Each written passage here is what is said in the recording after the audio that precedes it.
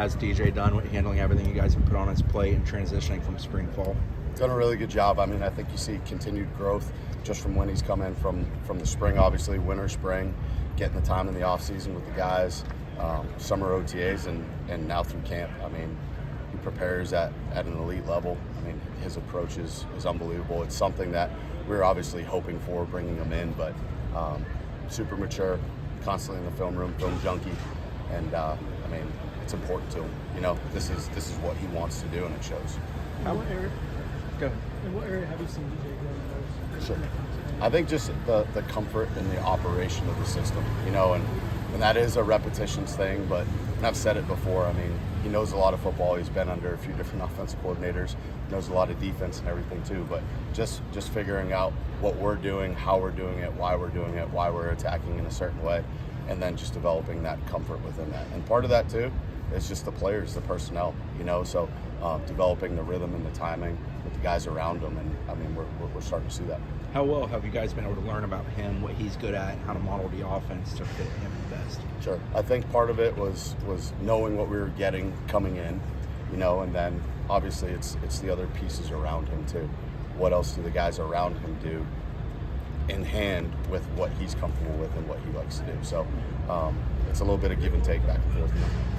How has Brock handled it all, you know, with getting the reps, being a second team type guy, knowing that there's time and all of that for him to come along? Absolutely. It's our daily objective as a program, right? It's to get better every day, to get better by being the best version of yourself.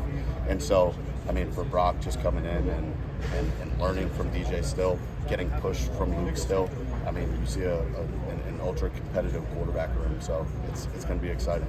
For you guys in the scrimmages, how much do those help in terms of seeing that DJ handles game situation? I know you guys have positive practice. Yeah. How Just the situational work, practice or scrimmage. You get to go see him go operate. Be in the flow of a game. It's not all base downs. You get some third downs, fourth down situations in there.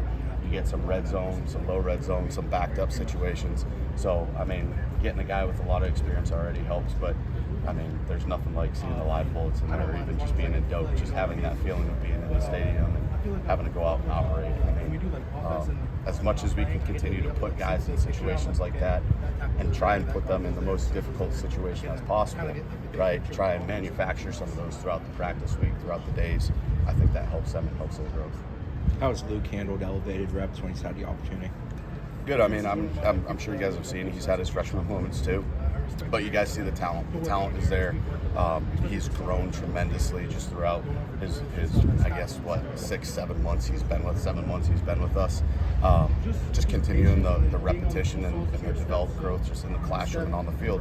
And then for those younger guys, it's how quickly can you take the meeting to the field and then see that carryover, see that result and everything like that. So just something Luke's continuing to work through, but he's done a really good job. Really pleased with him. How much input does DJ get in terms of figuring out exactly what you guys want to do, what he likes? Yeah, I mean, you guys have heard me say this before with Jordan too. It is give and take in the quarterback room. Like, to a degree, you live in the gray a little bit. It's not always black. It's not always white. You know what I mean? You gotta find that middle ground. So within how we attack, within what we can do, how can we play to his strengths and the strength of our personnel?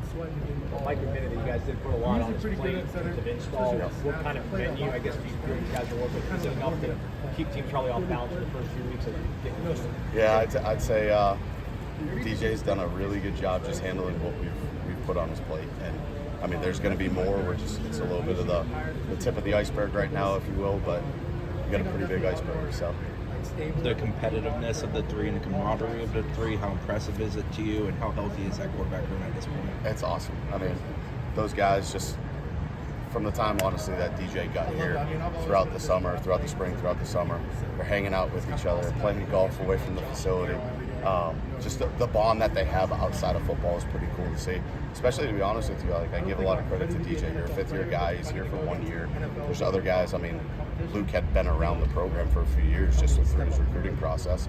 And then, obviously, Brock's personality within the team. So for DJ to come in and kind of just assimilate into the room the way that he did was pretty impressive. But it's fun to see that group grow close together and be competitive as well. How much of DJ being ready, as Mike talked about, everybody needs to do their job when it comes to running the ball properly, or is it just him getting you guys in the right place when it comes to run checks? It's a little bit of everything. I mean, it's getting us into the right plays, and that can be whether it's formation adjustments or the scheme itself. And then, I mean, bottom line, it comes down to just the trust that we have in him to make the right decision. I mean, we're riding with the decision that he makes, and you know what? If it's not a good play, whatever that is, it's what's the next best answer? How can I protect the football and give us a chance to snap it one more play?